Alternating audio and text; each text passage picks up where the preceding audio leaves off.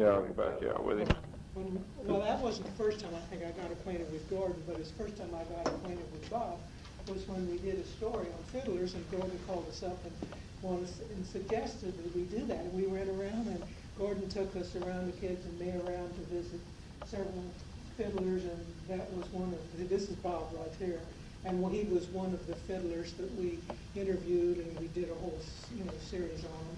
And we even had sound sheets. Now, they wouldn't work now because most people don't have record players, but we had. Amazing how well they did work. Yes, yeah. They really did, and we took clips of some of the things that I think it was Floor that we interviewed, wasn't it?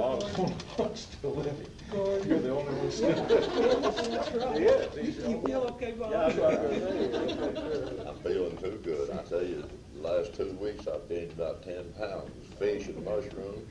Oh, wow. Okay, now let him have it. Gordon has come to my classes for a long time. He used to come with Art Galbraith, and he died a couple years ago, so we've encouraged Bob to come along. Listen, I want to tell you about your teacher here, though. Of all the publications that, see, back in the late 60s or so, when Roots came out on TV, the government suddenly decided everybody should learn their background, so they put up federal money, so boys' schools everywhere latched onto it. And Bittersweet was the only one in this whole state that I know of that succeeded, because there was Possum Trot up at Waynesville, and I don't know, a couple others, but they lasted 1 or 2 issues. And this woman has really done a service for this part, for the Ozarks, because that went 10 years, didn't it? Went all over the country with her class and everything. And she always gets quality entertainment for you. Well, this will be what is called traditional or old-timey or whatever kind of music it is. And it's not bluegrass, and it's not what you hear in Branson.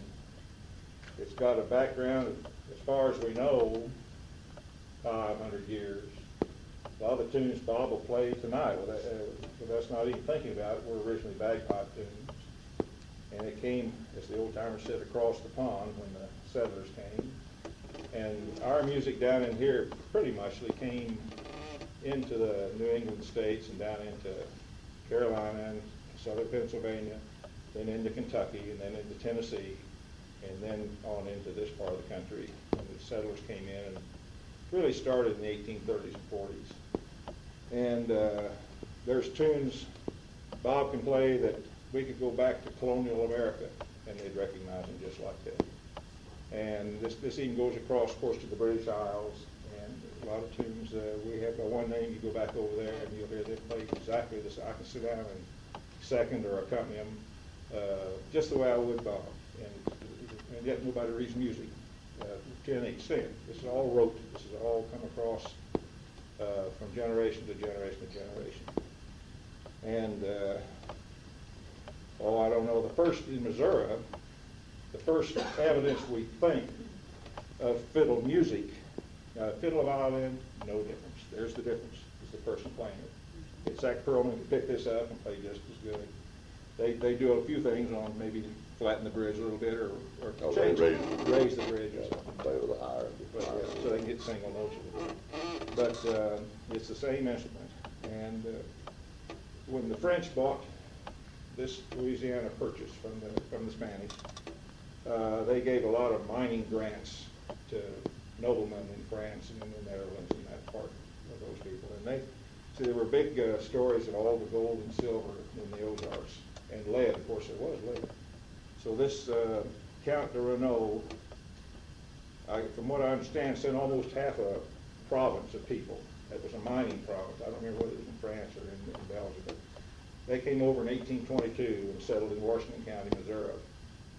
And there's still a French fiddling tradition, isn't there, Bob, in Washington County. Now, the ones we've known, the fiddlers are gone now. Charlie Pace died last year, was about the last one. His nephew still. They still play? No, I'm talking about Boyer. Oh, yeah. Boyer, Pete Boyer fiddles. Well, when we met him, he was Pete Boyer. Now he's Pierre Boyer. Professionals came along. Well, I mean, though, now it's his nephew. He plays harmonica, remember? But I think his nephew's name is also Pete. Yeah. But he's a fairly decent compared to They each still fiddler. play. But the odd thing is that those main dancers from Ray Tebow and that group comes over to all the way over to my dances, and it's a 4 and 5 hour drive Yeah. for them. They was there Saturday night. Even we played out at Forsyth, and they was camped. They come over and usually do something in Branson or around, and then come to our dance on Saturday night. Yeah, and see, we're sure the fiddle was with those people, because in Western civilization, next to the human voice, this is the instrument of the people. And another thing I might let me say that I play at Van Buren in the summertime, because it's kind of a resort town, and they've got a pavilion built right on the square, courthouse square, where they have the dances. And they heard me play at the park down at Big Springs, and right then wanted to hire me to play all summer for them up town. I couldn't, of course. I had too many other commitments, but I did agree, that I'd play the Saturday nights that I could get loose. Because there was no fiddlers in all that country. Just think of the Irish wilderness now, and all that country in there, that where there used to be, I know there used to be lots of fiddlers and dancers. This was just a young group that a couple of old-timers had learned to dance. They had taught them to square dance and got them started, and they couldn't find any fiddlers. The only one that was left was, the only one they had was Howie Teague. And Howie got too old, and they danced by one of his tapes, and that was all the fiddle music they had. So this is a very fragile tradition. And we have some young people that will start at it, and at the dances, the age group goes up to about high school, and then there's a void there. But the ones above them that are back also quit for years and have come back, so that's about all we can hope. But there's so much competition. One's peer pressure from other students for rock and roll and country rock, and the other is contest fiddling, which all those kids have to know is 15 tunes to go around the country. 3. Yeah. and then the strip on Branson. Now, that isn't lead fiddling, that's backup fiddling, is what they want. But the thing that makes all those styles different from this is all of this music, the older music, is dance music. Everything he'll play complemented at one time, some sort of dance, either a schottisch or a jig or a hoedown. Of course, they used to be, we call them horn hops and reels, but we sped them all up and put them together and call them hoedowns now. So it's a very fragile thing. We've got quite a few young ones down in Ozarks and Douglas County. We've got a lot of young people that could fiddle, but they, instead of playing dance style, they want to play contest style, and there's a vast difference in the timing and the style that you do it. You just can't. They can't dance contest fiddling. It doesn't have the place to put your foot down. It doesn't have the beat. Right. Of course, the decline in square dancing is hurting it because one complements the other. Well, we better play something. What tune do we know we got? It was interesting that we had a Civil War reenactment near Ava last November, and they got me and a couple other people who plays old-time banjo and guitar with me to play for the ball Saturday night. And I asked this lady that goes to them all over the United States, I said, what in the world would you play? I don't have any idea what you want to dance. And she told me the name of the tune. She even gave me a tape that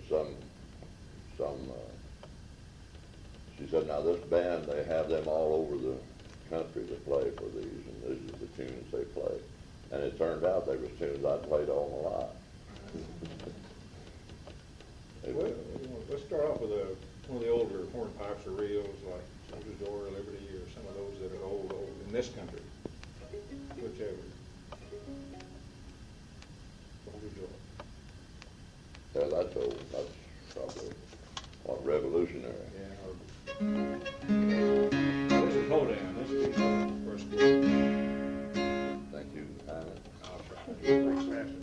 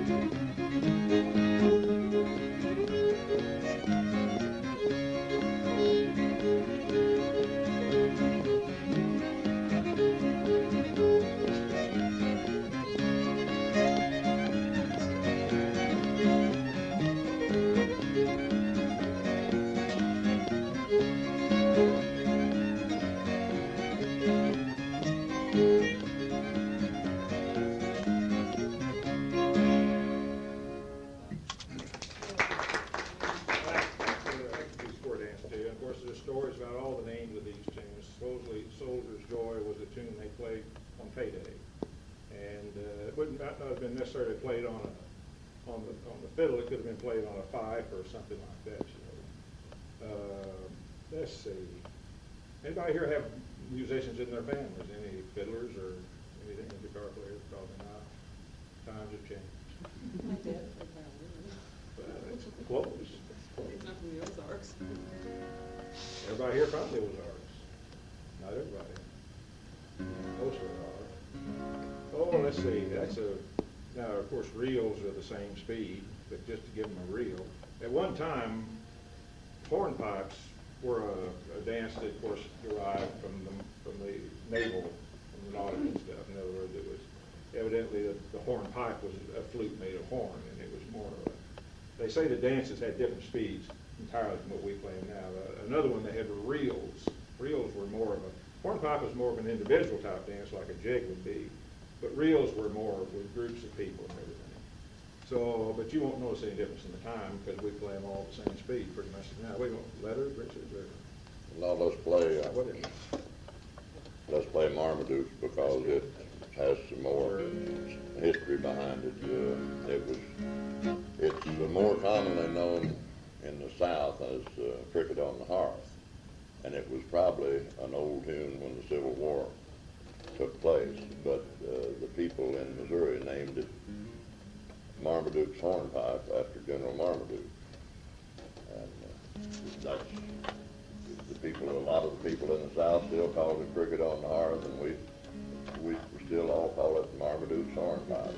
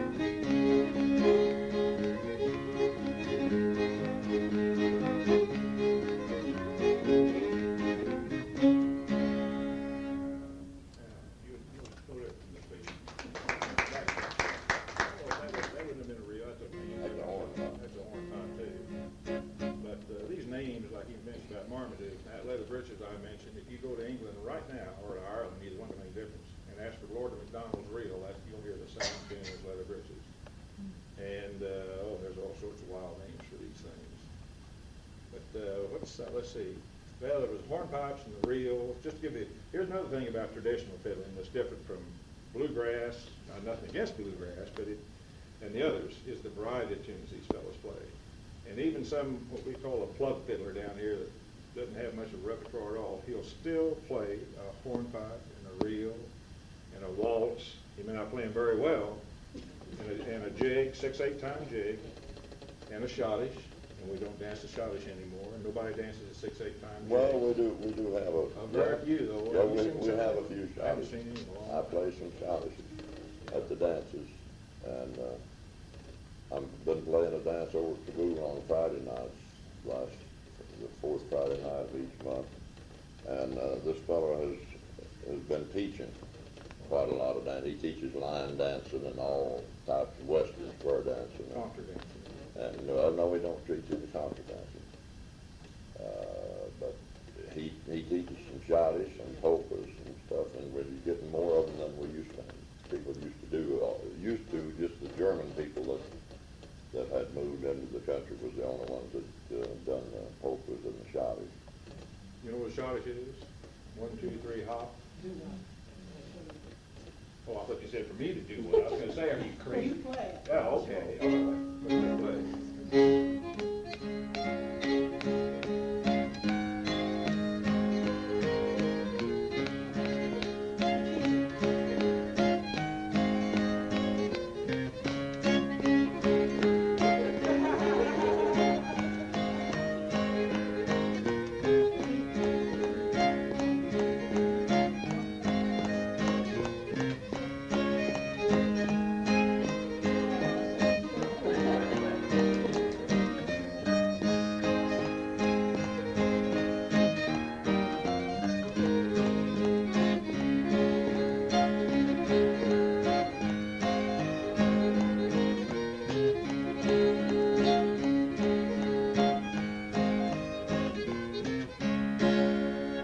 Didn't know you could do that. Great. And then if we get in an argument, it's because we don't agree on everything. And we don't play in front of people like this very often. We usually just sit down and bang. We don't away. get his ass to argue very often. He won't That's it, we come like to around. argue, you know. Some of what he says is right. Yeah, let's see, it's the shotties, and then they, Let's do a quadrille. Don't forget the okay. quadrille. That was a slower line dance. Well, I don't know exactly how to do that. But Art told me, I don't know. Because I've never seen anybody Art, dance. they used to dance Art's But band. there's some tunes, I've learned some tunes from North Missouri that Cyril Stennett and those guys all, and then of course they come down from Bob Walter, and he read music, so I imagine he learned them out of the book. What's your quadrille? Which one? What key? A?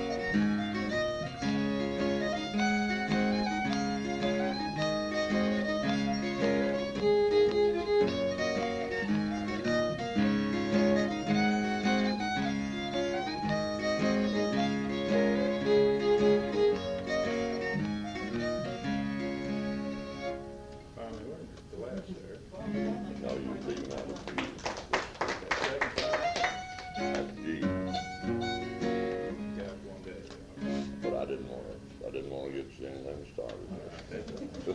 How did you guys learn this? You just learned it, I mean, you don't read music. You just hear it. You know, the fellow I used to play with, I always remember this. Art Galbraith was the one I played with for years and years and years. He passed away about a year and a half ago. He played a different style. When Bob says to me, "Can you keep up?" Divide his time by 10, and that was Art's time, see. But we played at the Sonic Society, which was the honorary society for classical musicians at the University of Kansas one time. And I really had mishap for how, oh boy, this would be disastrous. Because the other guest man there with his workshop was some conductor from the east somewhere. And you know the thing I heard the most when we finished? I bet I had 10 people come up and say, "Well, where's your music?" And some of them said, "I'd give anything if I could play without reading music." Of course, they can't. You can't have a 130-piece orchestra playing by ear, you know. These people, they're wedded to the written music, you know. And so in a way, we're a little more freer than they are, I guess. Yeah, we're kind of freestyle. But you know, that night, Virgil Thompson was this conductor's name. Of all the contrasts at their banquet that night, they introduced the guest of honor, and one was Virgil Thompson from New York Symphony, I think, and Art and Gordon, the Ozarks musicians. But this Virgil Thompson knew about cross tuning. He and Art talked about it a long time. He was very well versed on cross tuning and that type of discord tuning.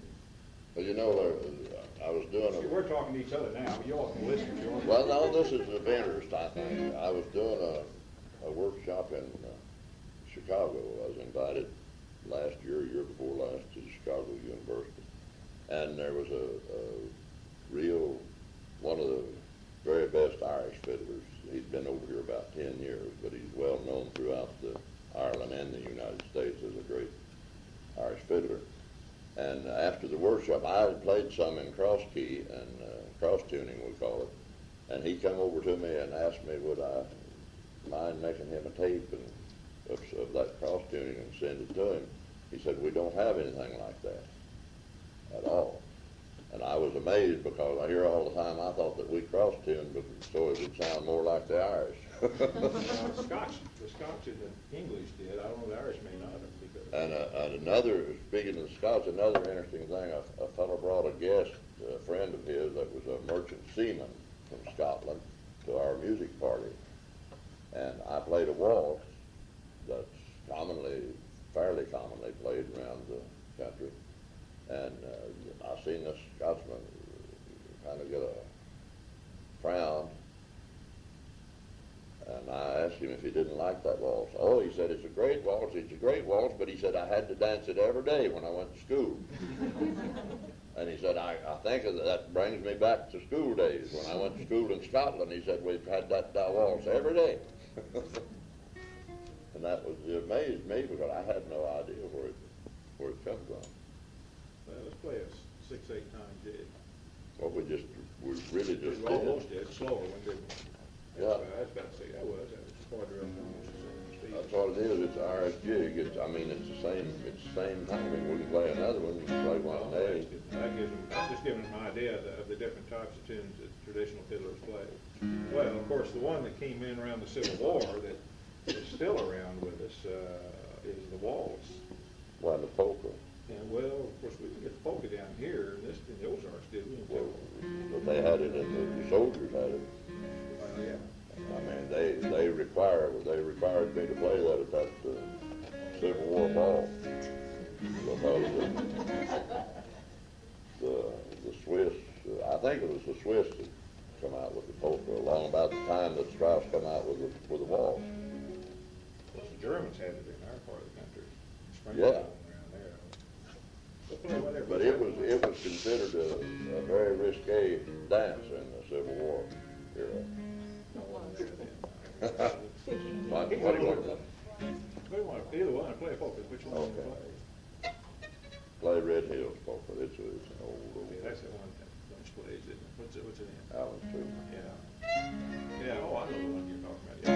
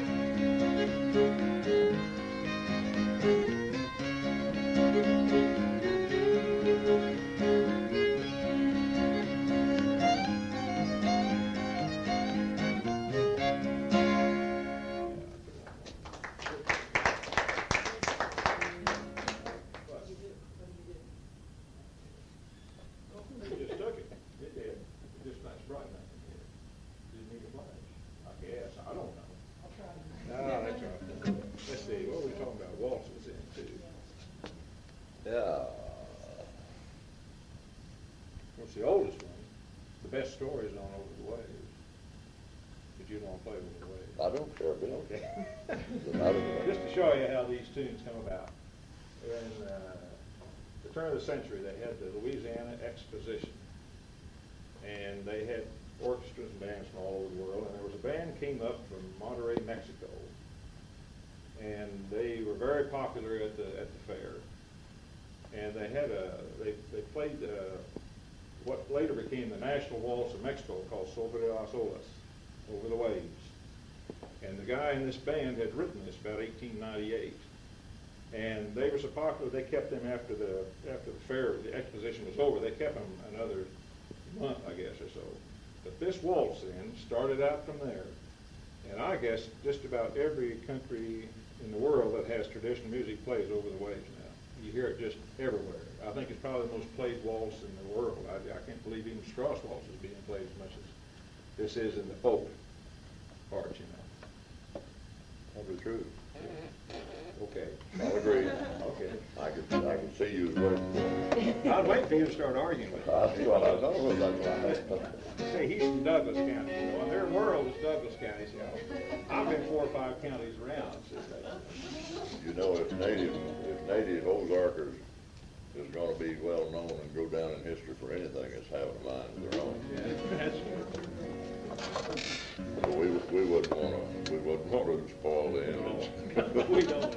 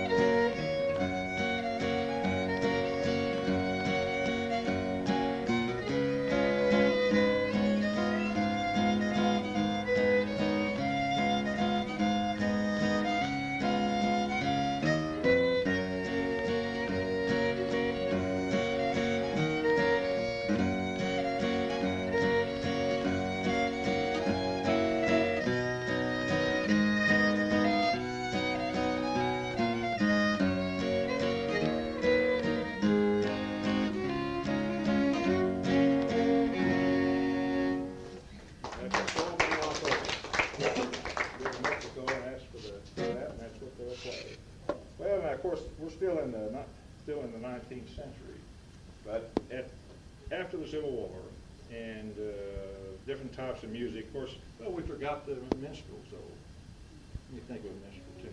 Tin Pan Alley and the March. Well, let's back up though to the 1830s and 40s, around in there. I'm trying to think what's that. Oh, one that I would think you all might still know is Buffalo Gals.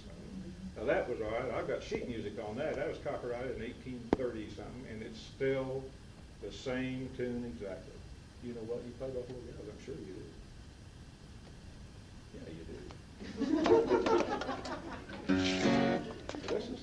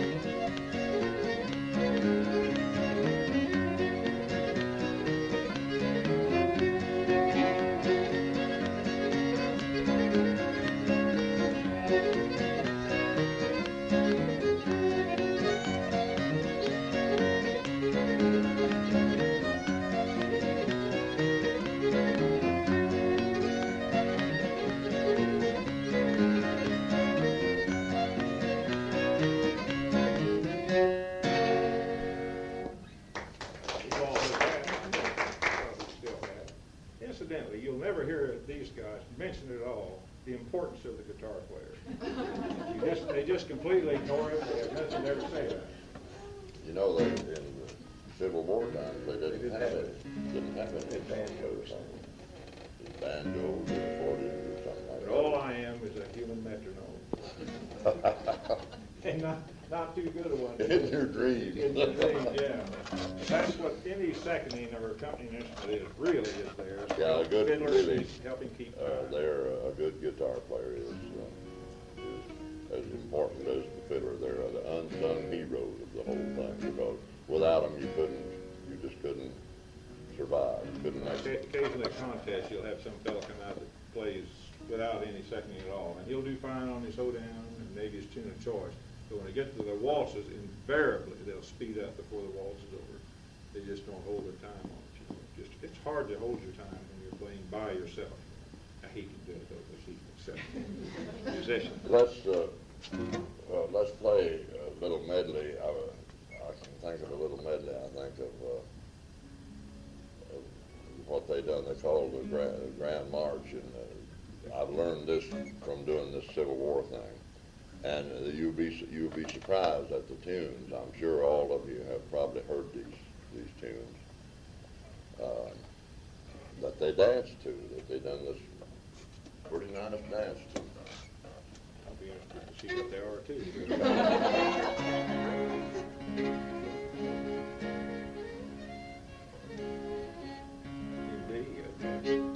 I think. I used to play it C, but that's all right.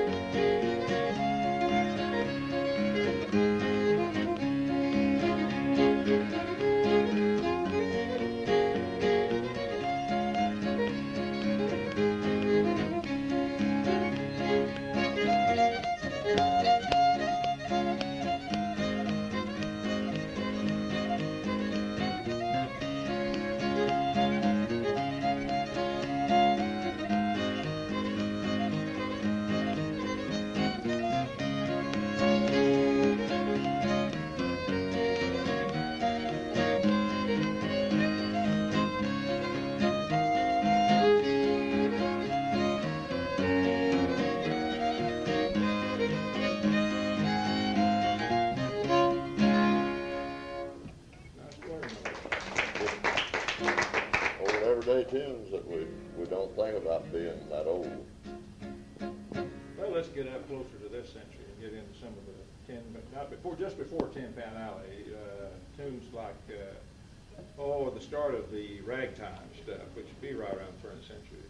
You play Dixie Blossoms. The reason I'm mentioning Dixie Blossoms is because it was written by Percy Wendrich. Anybody here know who Percy Wendrich was? He's buried in Joplin over here.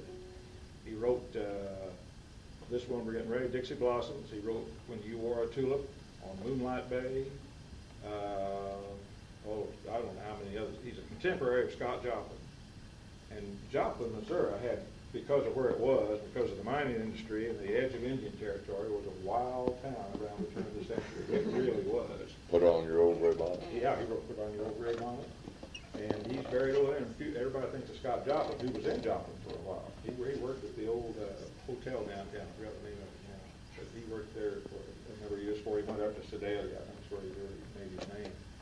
But they had quite a ragtime tradition over in Joplin, and well, any of these you want to put. Whiskers. I don't know if he did Whiskers, did he? Yeah, he had Whiskers was in his theme song.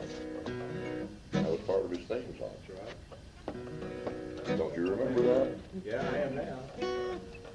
They don't know any different. We can say anything. I learned that in conscience a long time ago, Art, and I can just say about anything, and they, you know, so we can just. Well, they looked at us and they like, those guys probably was there.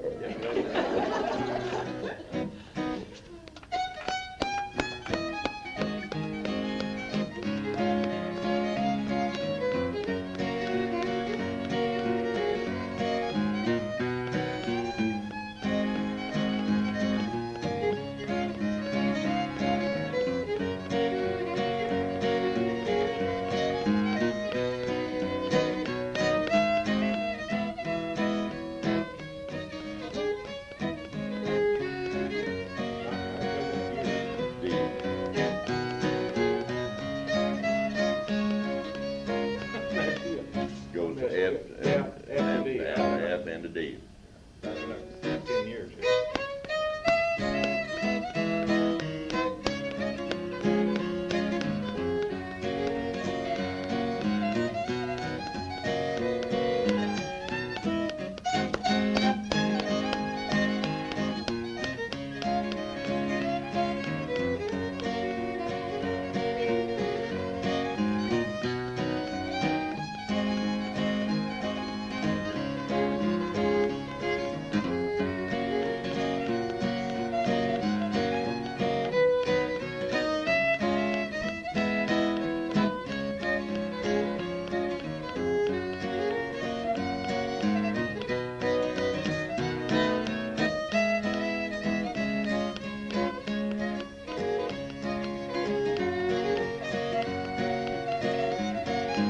One more.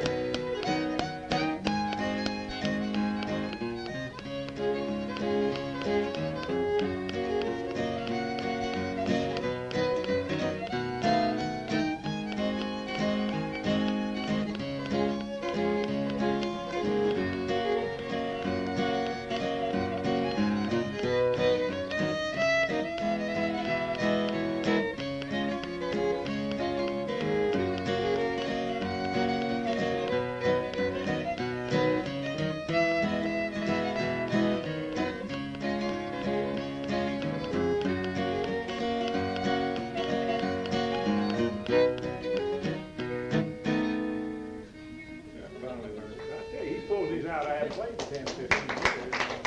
That's almost Well, like. the reason I get so much fun out of this is because he promised me for months and months, I'm gonna come down and we're gonna practice, we're gonna play these things. But some of us are still working. Now you're see. practicing, right? Now we're practicing. Now we're practicing. That's what you do in a bar, when you play in a bar. You really, they're all drinking and shouting and everything, you just turn towards each other and play all night and just work on tunes you want to work on. Every once in a while, one of them will applaud, you know. Well, let's see, what else we got? Well, we can come into, not quite up to, just trying to show you the range that, and this is just not unique with just Bob. I mean, there's a lot of the fiddlers play this spectrum of tunes, you know, from those early hornpipes on up into this ragtime. And well, there's, I'm trying to think of what else is from that period of time here. Yeah, we prepared. Just play anything. Is that one you just got through, is that Rag? That was it. There's another one, the reason I got confused with that one, I haven't played this long, is there's one called Stone's Rag, which is almost the same. It doesn't go into the F. Doesn't go into that F and D. But this was a forerunner, this was post-dated, the Stone's Rag. Yeah. The reason I'm say all this with such certainty is because when I get in question, and I know I'm gonna have to argue with my guitar players, fellow like Gordon and Alan do. So I go to Bill McNeil and I find out about these He's things. the folklore guy. I get it from Folks in here. the source. He even knows everybody, he knows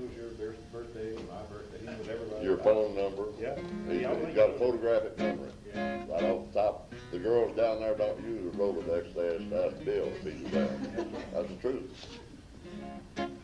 Well, let's see. Did you play Leather Bridges a while ago, or did you No, just talk we just about talked about it. Well, when you mentioned that, when I started going with my husband 30 years ago, my grandfather nicknamed everybody, and he started calling him Leather Bridges for some reason, and I didn't know why, where he got it. We check, there's names you can't believe. You can't believe the number of tunes. There's literally tens of thousands of fiddle tunes, because the reason is, years ago, before tape recorders, before RCA Victor, and before radio and everything, these people were, especially in our part of the country, were pretty isolated. And they were lucky if they had a fiddler. If he could play 2 or 3 tunes, that's all they needed, because they could dance to those. It got common knowledge. But square dancers don't listen to what you're playing. I've always said you could put a steam engine out here, and if it had a good beat, they could dance to it. Don't tell them I said that. I get it. But maybe a fiddler would come through, or maybe he'd go somewhere and he'd hear some tunes or something. Well, by the time he got back, he'd have part of this tune here and part of this here, and he'd mix them out, and here comes another tune. So you'll hear tune after tune. Boy, that sure sounds like something. Well, probably at one time it was part of that tune, But there's just literally thousands of these tunes. And this Leather Britches is Lord MacDonald's reel. It's held its identity, though. And one of the stories I heard was that in the olden times they used to take their green beans, and when they dried them, they'd split them halfway up and then string them down. And when they dry like this, like a set of buckskin. When buckskins were wet, and they used to, for frontier people, dry them out, where they dry stiff like this, and supposedly that's where this name Leather Britches came from. I don't know. So either your husband was a green bean, or he wore deerskin breeches. One of the two. Well, there's another tune called Walk Along John that had words to it, and I can remember my dad singing a verse of it, and it was something about walk along, John, with your yellow duffins on, your leather breeches flapping, and your paper collar on. Now, this was something about some tradesman or somebody, and I can't remember who. I knew at one time what this guy's, what he was, but that's who the whole tune was about. And I'm sure that there was a lot of different reasons that they wore leather breeches. But anyway, it's a good fiddle. We're not exactly in tune, but I don't guess that makes any difference.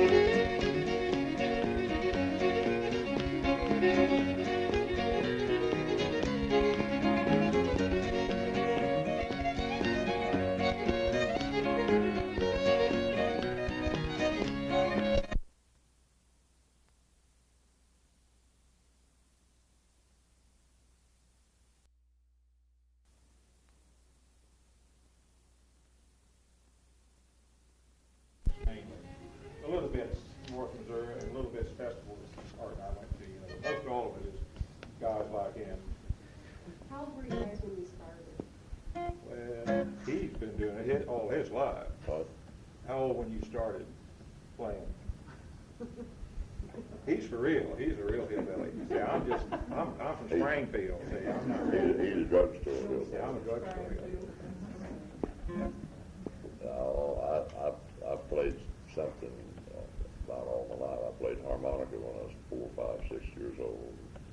Played mandolin after that, and then by the time I was 15, I was playing for square dances. Did you pick it up because like your dad did this, or? No, my dad whistled for me. He'd whistle the tunes. He could whistle, but he had no, he was not mechanically handy with his hands at all for fixing anything or playing an instrument. But he could whistle a perfect fiddle tune. So can you And he had a read great music? memory. Pardon me? Can you read music?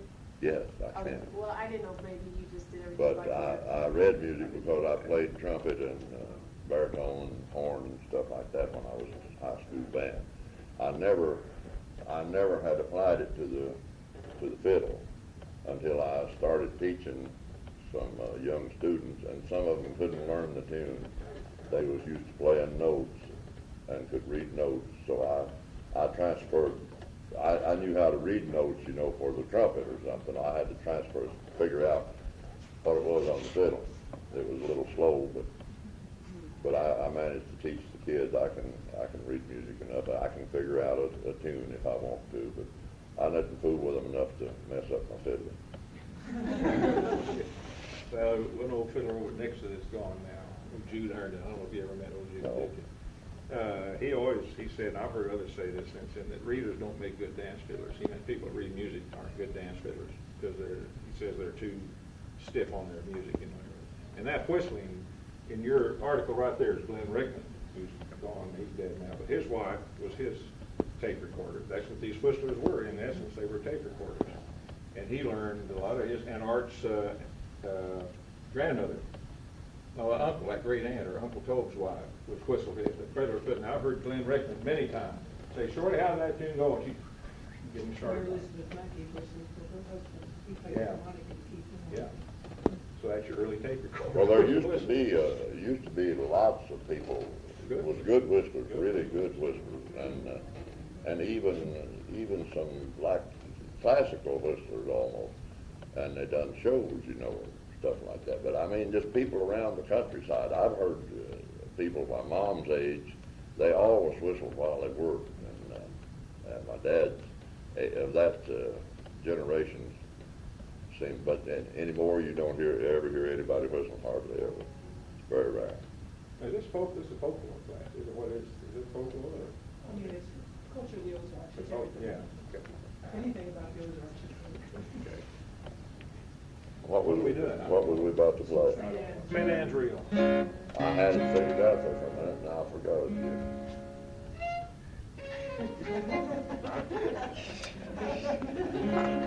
Twist it for me. I can't fuck her anymore. Let me think now. I've got so much joy in my mind, I can't get it off there. No, well, go to something else. I can't think of it in a minute. It's pretty, too. What about Woodchopper's Reel? Another Canadian.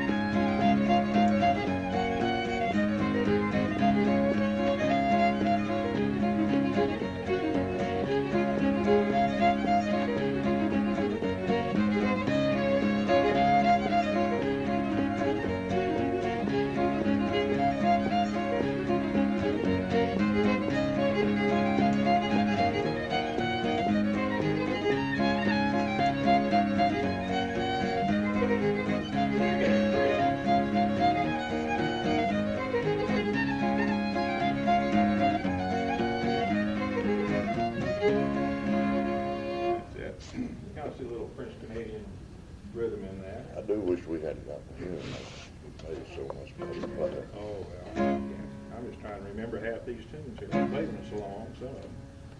I don't know, what else? Let's see. Get up. What about, anybody have any? I have a question. Yeah. You're talking about different kinds of dances. Is clogging a part of culture, the Ozark culture? Well, it's the definition. I've got some articles from the 30s from the Springfield paper that refer to clogging in the Ozarks. But you go to the people we know that are jig dancers and call them cloggers what it is today. Now, it's popular all over the country, but you notice that's a choreographed type of dancing. They do a lot of line dancing. Everybody does the same steps. Short little skirts. Jig dancing is just like the fiddling and storytelling and ballad singing in the Ozarks. It reflected the individualism of these people because of their isolation. Now, fiddlers don't ever want to play exactly like another fiddler. I've heard many of them say you'll put yourself down if you play, if somebody played exactly like Bob. You're supposed to have your own lick, as they call it. Isn't that right? That's Pretty close. that's pretty much right, whether they want it to be that way or not. Yeah, that's right. I mean, you couldn't, No, but some of them there's say- no way you can put the same Exactly, accent. no, But they let them try. I'd give just about anything to play just exactly like some fiddlers I know. Yeah, I would. Yeah, I would. But I couldn't. When I get done, it still sounds like me. And I play a Cajun tune, it sounds like a hillbilly playing Cajun. Well, I'm quoting H.K. is what I'm saying on that. Gotta have your own lick. That's what he told me one time. Gordon, could you demonstrate? Well, that's what most. Jig for him? Pardon me. Could you demonstrate what the jig step is for him? Type of step? No, not really. Demonstrate what? You used to jig dance, didn't you? Can you jig, Bob? In square dancing, you did. I could hit a few licks if you play the fiddle. Okay. Well, I'd stop that before we ever get started. You did it for him last summer, just a little bit. Oh, come on. Oh, please. We don't know what's Well, going on. actually, this closet you're talking about is only 40 years old. The jig, the old jig. As such, I'd say.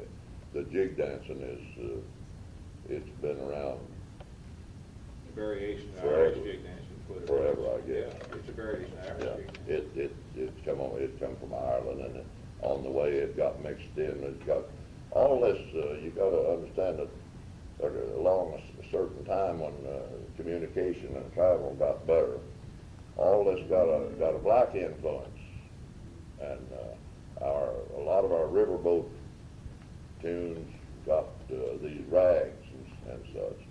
Of course, they were real popular on the riverboat, but so was blues. Blues got in there, and so was the dances. The black influence was on the dancing as well, and it's been very prominent in developing what we've got in overall And we're music today. influenced by the Anglican stuff too.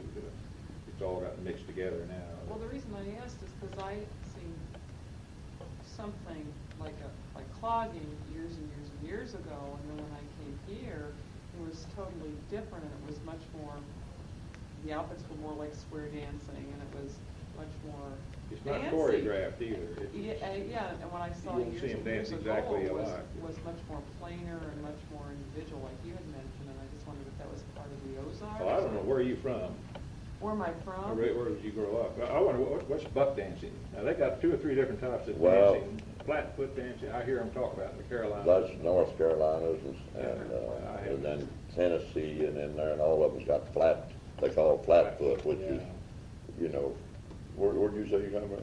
Well, I came from up north back east, but I've lived around the United States. But what I saw was some people came in to Colorado and put like on a demonstration, and they may have been from Carolina because I heard it as flat foot I don't know the dancing. difference from all of them. But then when I came here, what I had heard as clogging was not what I was just real shocked because I didn't expect them to make short little skirts on and have it so choreographed. I mean, that wasn't true. That's a part Well, of the you Ozark can culture. clog single and freestyle as well as Is clogging like jigging then? a lot. Yeah. Each step they've got usually a name to it, and as far as that goes, there's some names to some of the steps in jig dancing. If some of the real good, there was a double shuffle and a back step. Buck and wing. Well, now the buck and wing is nothing but buck wing. They buck dance, and then they also slang this foot. You've seen that. Well, that thing that makes the wing. That's buck and wing when they do that. Otherwise, it's just buck dancing. Buck dancing is just getting in there and dancing. And flat footing is never raising your feet. We've got a couple of people from Tennessee that had a contest set that toured all of the Southeast. In fact, that Smithville, That Evener, is he the one? yeah, Smithville, Tennessee festival they have on public television occasionally. There's a big contest there. They won that a couple of years. They've won some real prestigious stuff. And they just,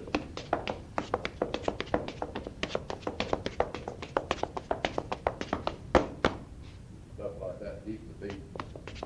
What would your jigging be like?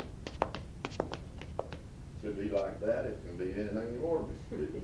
So jigging, You can- jigging, do you lift your legs up higher? Or you can, Jigging is anything?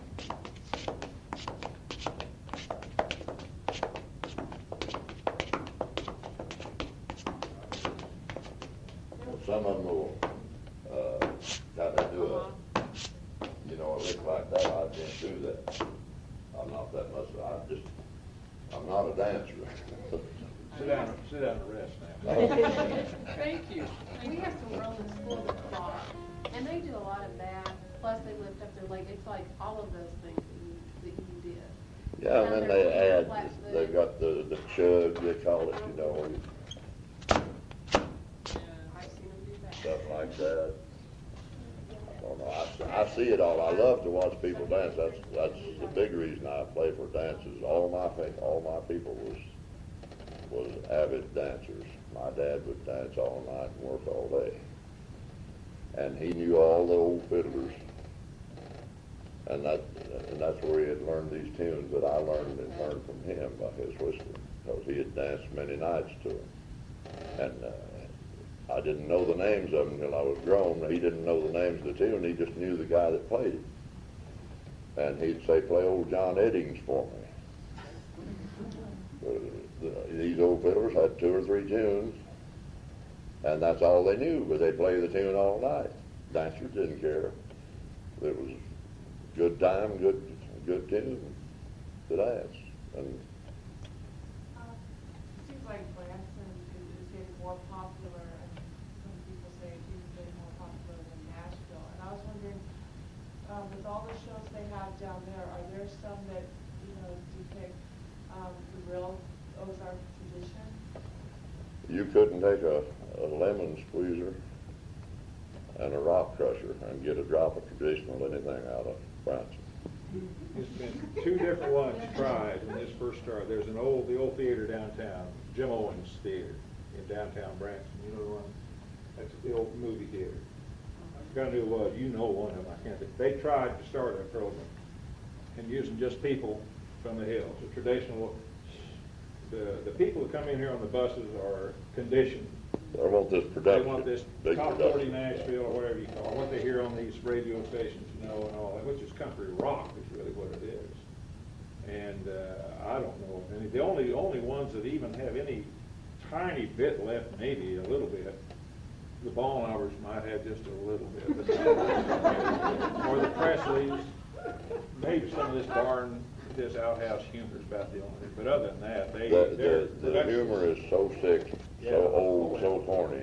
Do you ever remember the Corn Crib Theater down there from years Oh, ago? yeah, you Was mean that- with Shad and that and all that, yeah. Was that, They were actors. They were just, Right. to me, now nothing against them, I knew them, Uh-huh. and nice people and all that.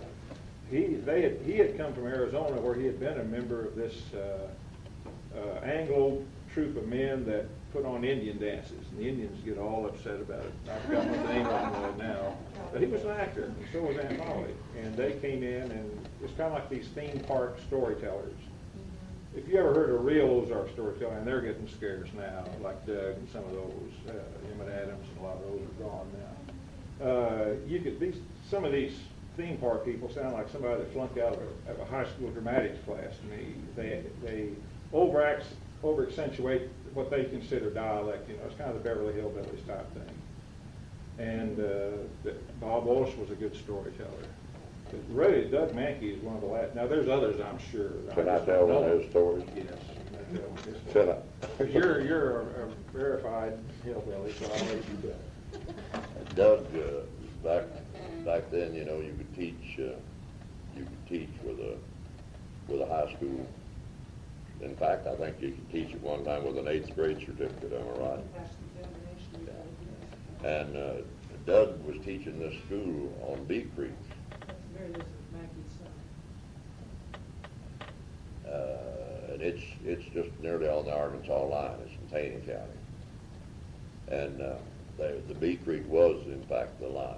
And over in Arkansas, they only had 4 months term of school, and in Missouri at that time, this was, I believe he told me it was, he was 17 years old, so it would have been, he was born in 1902, it would have been about 1990. And he said in the spring of the year, of course, the Arkansas school turned out 2 months before Missouri school did. And usually some of the Arkansas kids that lived close to the line would come over into Missouri and go to school.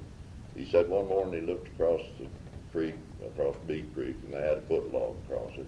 Said, here come 3 little boys carrying their syrup buckets, lunch pails, just kind of stair-step. They got in the schoolhouse, and of course when he took up books, that's slang. That's the vernacular for starting the class. When they took up books, he got these boys up to write their names and so forth down in the teacher's register. And he asked the oldest one what his name was. He said he was Lester Jones. And he said he was 12 years old, and he was in the 4th grade. All right, he asked the next little boy, what's your name, little boy? Well, he said, my name is Lester Jones, and he said, I'm in the 2nd grade. And he said, I'm 8 years old. So he wrote his stuff all down, and he asked this little boy, a little chubby guy, kind of heavy set. He said his hair was just white as could be. Said, what's your name, little boy? Said, Hootie Jones. Said he talked like a man. He just really roared. He said, well, how old are you, Hootie? He said, 5 years old. Well, he said, can you say your ABCs? Well, hell no, he said, I ain't been here but 5 minutes.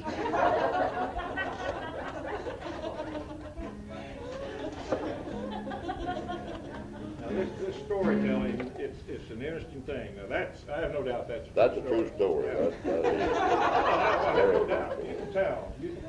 What stories are all true? Which stories? Yeah, but Well, not all of them. No, not the champion fighter of Missouri. That one's. That's not true. I don't think that's true.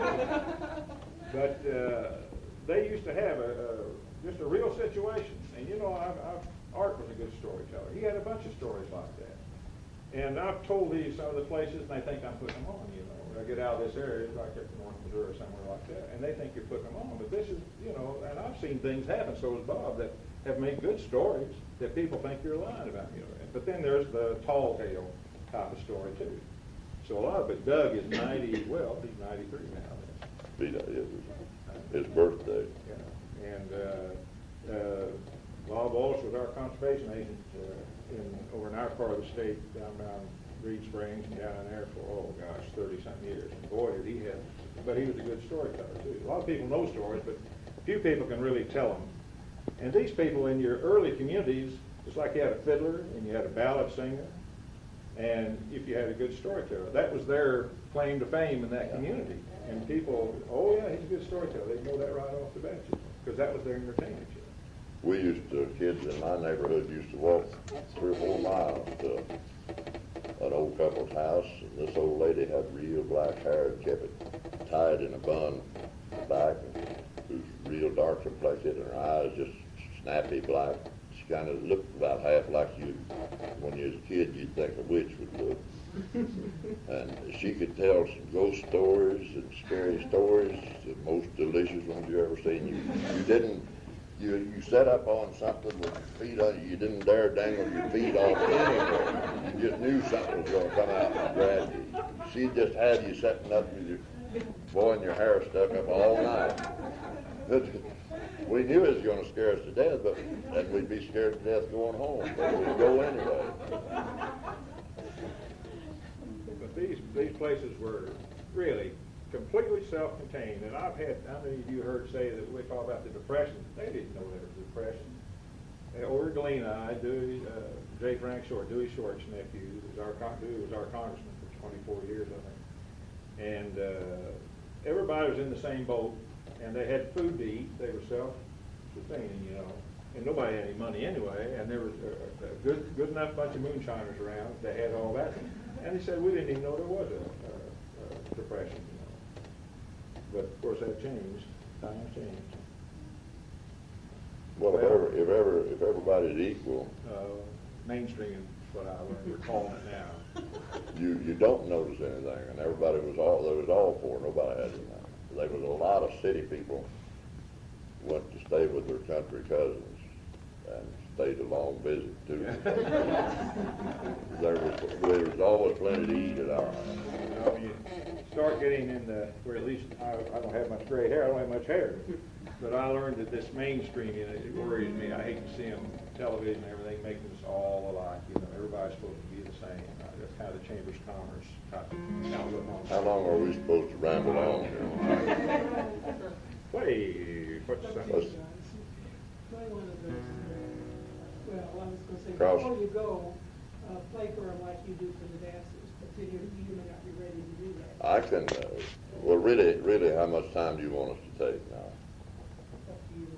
We don't, you know, when we get started, we don't really care. But we're used to playing down at McClurry 3 or 4 hours. We'll sit and do this, so. Well, we don't want that long. Let's, you want to play a cross key tune? We almost forgot it last time and just barely worked it in. I can do that, and it will also be a dance. Explain to them what you're doing. A dance tune.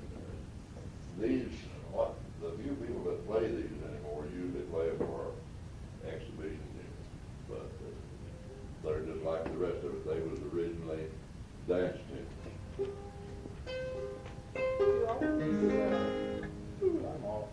do all of these I was my songs- tuner, but Do what? all of these songs have words, every one of them? These aren't songs. Some of them are songs, some are tunes. Okay. Yeah, there's, oh, I've heard Soldier's Joy, I've heard words. Now, I don't know how many of these though are authentic words. I think those are. But then people have made up words to others later on. And then you've got a lot of it, I think a lot of Congress calls them ghosts, which are the same tune. Like a while ago I was saying that No Use for the Woman and the Cowboys Lament. Another tune is St. Paul's Waltz is also Cattle Call. But they came along later and took St. Paul's Waltz and somebody put words to it, and Eddie Arnold made a fortune on singing Cattle Call, you know. Does anyone sing so when you play? No, usually not with the fiddler. In most of the music parties we go to, I'll tell you while he's busy here, the fiddler's the dominant character at anything that he's saying. He is the leader, really. And but everybody else is seconding him, you know, going along with him. And usually at the music parties, they'll start off with some singing, and then the fiddler will play a while, and when he gets tired, somebody will sing a song, you know, and it's all mixed now. The singer's repertoires are, you take somebody who may sing something that you'll hear down in Branson, yet they can go back and sing an old ballad just as easy. And just like his repertoire, these people in their mind, I don't see how they hold them together. I've been around these fiddlers that will sit down there and be talking, and how'd so, you remember Uncle so-and-so played it that way? He said, yeah, he played it this way, and I can't tell any difference at all. But there's maybe one or two, and Uncle so-and-so's been dead 50 years, but they remember those things, you know. And I don't know, I'd say the average, his repertoire is probably 300 or 400 tunes. I don't know whether it shows a listless life or whether they're just smart or what, you know. Art was about, that I've done 320 of art, and that wasn't all he knew, and I've got probably 200 of him. And what gets me is how they can remember them, and some of them are so close, you know that. Of course, that causes a problem sometimes when they're playing. And like I say, these tunes have all branched from other tunes. I can think of one tune in particular that you all wouldn't know, but it no telling, spawned, I don't know how many tunes. Is this, what's Sail Away Ladies, Bob? What's the really, what would be the old name for that? Sally Ann, huh? Stay away ladies, Well, no, there was one behind. Sally Ann's another one that came from that, and I tell you, we won't be able to do it now, but there's a tune that was called Old Zip Coon. Old Zip Coon was a frontier character like Davy Crockett became later on. You had what you used to call frontier literature that moved with the frontier. And the people in back east liked it because it was freedom, lawless, this kind of thing. They were all under rules and stuff. And Mike Pink's another one of those characters and all that. And then, but there was this old Zip Coon was written probably, or was first printed. That's when we know things. We could say written. When it's the first time you see it, it became a minstrel tune. But that was one of your early central character that for a bunch of adventures. And they just used this one character. And that tune was in the 1830s. And then there was one came out in the 1840s called Natchez Under the Hill in a different key, almost exactly the same tune. And then in 1867, there was one in print that is almost exactly the other. It's called Turkey in the Straw. And that's one that's still here. And Art and I used to show that just quickly to show how these tunes, and they may have all come from some older tune, you know. I have a question. You played one tune that I thought was Yellow Rose of Texas. It was. Okay. It would have helped me if he'd told me what he's going to play.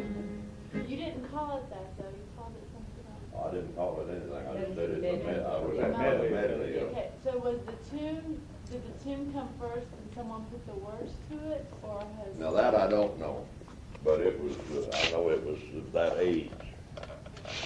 And how long ago was that? Well, that was it, anyway, back to the Civil War. Well, that came before the Mexican War. I think with the Mexican War was when it was. Now, there's another, I've heard some people say, now here's the original Yellow Rose of Texas, and they'll play some different tune, so I don't know. So But, that's been around that long. oh, yeah, well, that's just Soldier's Joy and a lot of those others, Leather Breeches, Lord McDonald's Reel, they've probably been around, they started recording, writing music down for folk music back in the 1400s. There's, you know, Cuckoo's Nest is one, they found one of the oldest written records of that tune back in the 1600s, you know. Yeah. But this folk music has stayed folk music. Of course, this cross tuning now also, you'll hear the drone of the bagpipe. See, there was, Well, it's not the drone of the bagpipe, well, it's the drone of where- the fiddle. well, yeah, but it's imitated. I read this, it's in French, so it must be true. But when Bonnie Prince Charles was kicked out of England, he was a libertine, you know, he was quite the playboy. Well, his favorite instrument was the bagpipe. And so the Jacobites, who pushed him out, outlawed the bagpipe. And at that, there still had been fiddles around, but the bagpipe had still been your lead folk instrument in the British Isles, or in England. But it had been able to imitate. Fiddles can imitate, violins can imitate just anything. They're probably one of the most versatile instruments there is. So what it did, it just stepped into the fore and took over the tunes the bagpipe had been playing. And there was a lot of this drone sound in it, you know, and that's the reason the drone was there, because that's the kind of music that the bagpipes have a canter, I think they call it. Isn't a bagpipe to G or to one key or something? Bagpipe's only got 9 notes on it, Scottish bagpipe. Irish bagpipe's got 16. But it has that, and then they start playing that, you know, and that's what you'll hear, similar to this. So is that a special, Huh? is that a special violin that you use? Well, he's just got a cross Yeah, it's just, I've just got the Say it has a tune string. wrong. Now, what do you tune The in? standard tune is tuned like starting at the bass string would be G, D, A, and E. So in this tuning, you run the D up to E and you run the G up to A. You leave the A where it's at and you drop the E to C sharp. And it gives it a weird sound. Now, you also only have to play the melody on what, 2 strings or something? It's easier to play a melody Yeah, on you can play the same melody on 2 different strings. It was simpler, wasn't it, for the old, I'm asking him, It's I'm afraid I can't. it was question the easier to fiddle, I get don't more think. volume. You can get more volume out of it and make a fuller sound when they didn't. That was back before they had guitar players even. So they wasn't always even necessary. See. Absolutely, yeah. Well, yeah, I remember the last time that you asked me to bring for this, yeah. Cross tuning, if you do those with best. If he'll let me. And this is purely administrative. Them strings cost $25 a set. You're not going to be beating on my strings. Ellen will pay for one, everything else.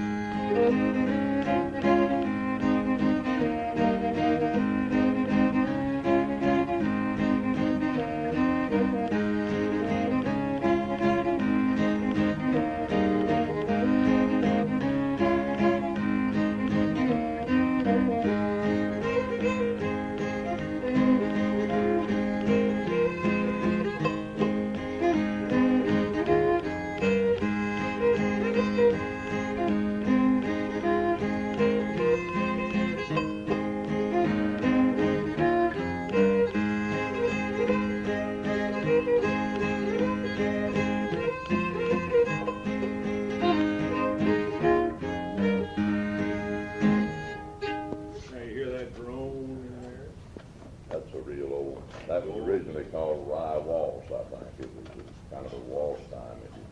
You noticed that I wasn't particularly playing it like it for anybody to dance a waltz to, but that's more or less what it is. It came to be called Rye Whiskey, and then there's another, Jack of Diamonds is another one that's about like that. It's one of these tunes originally that's just spawned all sorts of, and it's basically the same tune.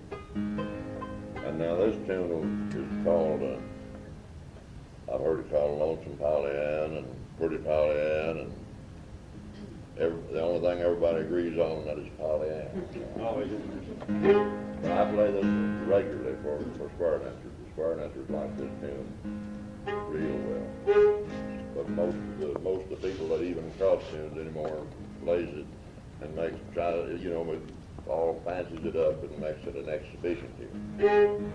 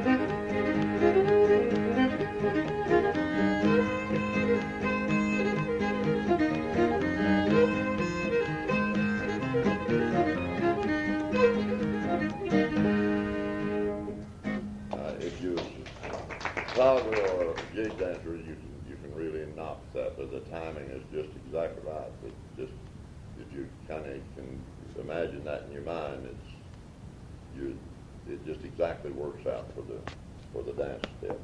If you see a guitar player that's going to second that all night, they'll put a cable on so you can go down easier, spread out things like that. But I'm a purist. I don't use cables for that. I think you're going to kill me. Now, you want to try that, or you?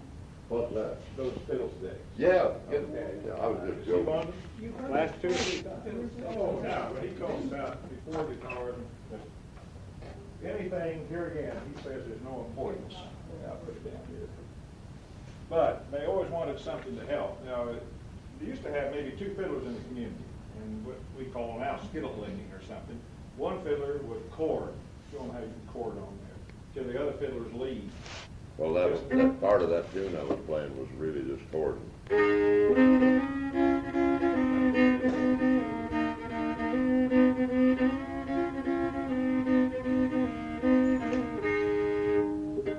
Now then they had this is purely an exhibition. I've never done this for real. I've only seen two people that I knew that did it for real anyway, Raymond Thomas and another little boy named Mountain View. But when they didn't have that, usually a man's wife or his children, and they're much better than I'm going to be doing it. Some of them hold them different ways, and they kind of do it, but I'll just do it these ways. This will give you an idea of what they used to do there. And when they did it, they know what strings he's going to be playing on, and they'd hit those strings. But this is just purely what they did. Anyway. Actually, this would be better if I had that other tuning, a straight A tuning, but we'll try it this way. Just take that tune we were just doing.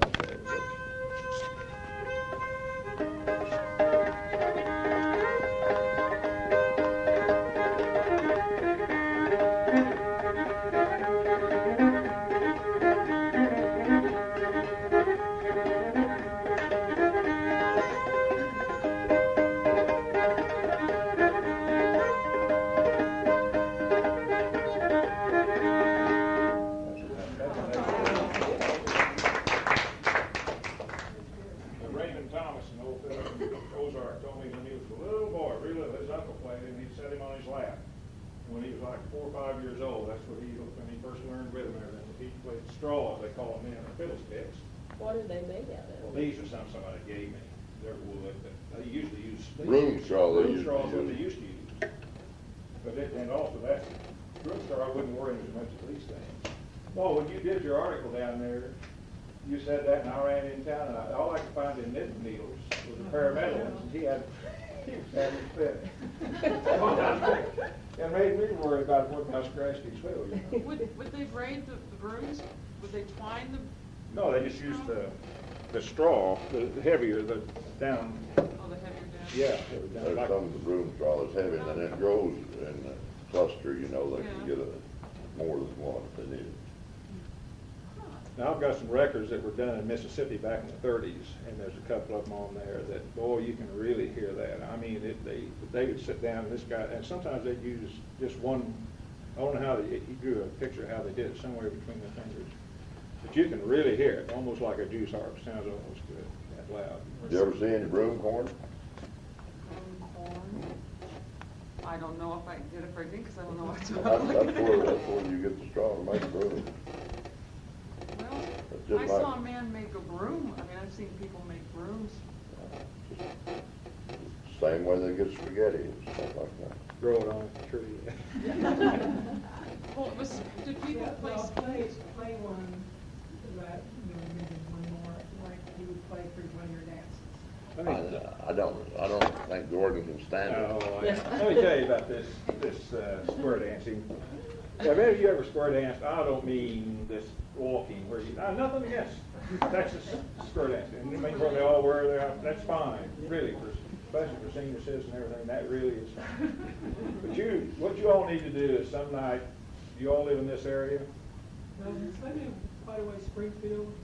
Go down to the Taney Center. That's at Casino. You know where Casino? You know where it's the intersection is where Highway 160 is it?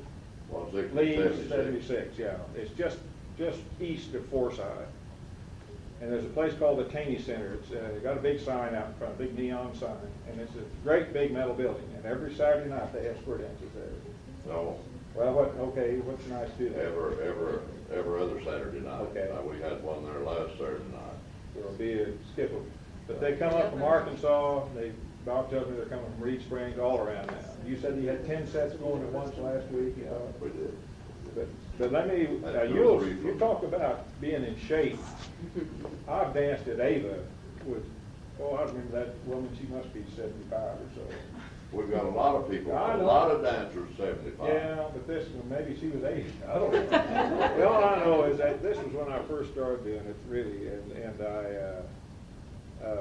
man, I was praying for this thing to end. You know, I mean, I was gasping, sweat was just pouring off of me and everything. And His face was as red as your guy. yeah, I used to get that way. I still would now, again, since it's been so long. But when we quit, there I am ready to collapse, literally now. And I looked down at her, and she's ready for the next day. She didn't even breathe. That's that little short lady. Yeah, that's that little girl. And the thing, well, I knew to never get her as a partner again. But they know how to pace themselves on this. They've done it all their lives. And I'm working at it, see, because I'm trying, for a while they'll laugh with you, but then when they start laughing at you, you ought to start getting better, you know.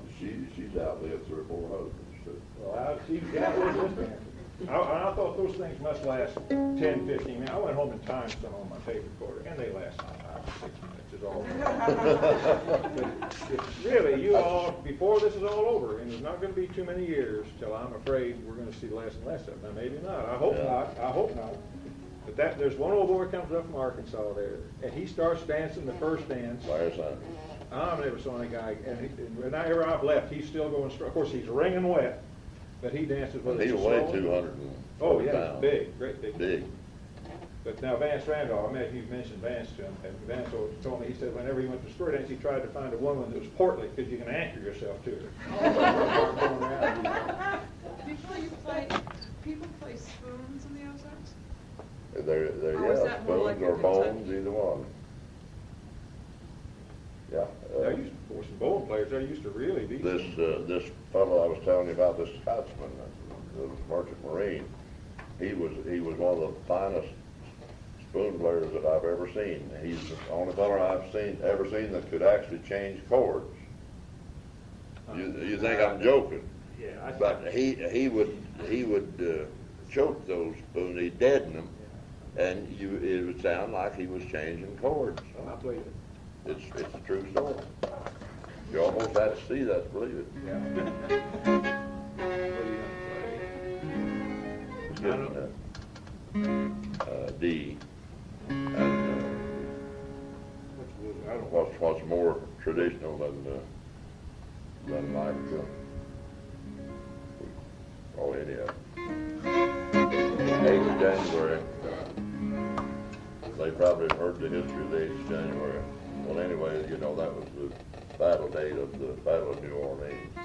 And Jimmy Driftwood later wrote the words and the song called the Battle of New Orleans. He wrote it to the tune, the old tune that had been around forever, called 8th of January. And it was more or less, between it and Sally Gooden, there was the national anthems of Missouri for dance to. So it was one that played always.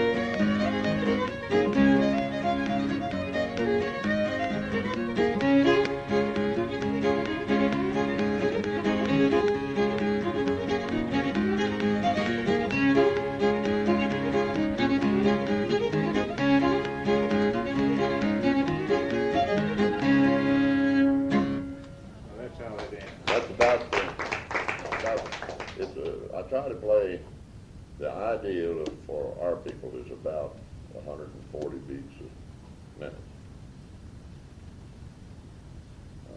That shows you're hitting the floor pretty regularly. You can see what this does to a second. Now, a few years ago, I got tendonitis in my wrist, and I've always known there was the reason, playing with him. It just wore me out, literally. Okay, we won't ask you to do it again. Yeah, he threatened to send a bill. He was going to send me a bill tonight for the doctor giving him a shot for his Well, you've got some tapes, haven't you, Bob? Yes, I do. Did you bring some with you? Yeah. Yeah. What's the difference between this and bluegrass? Bluegrass, old, early bluegrass was just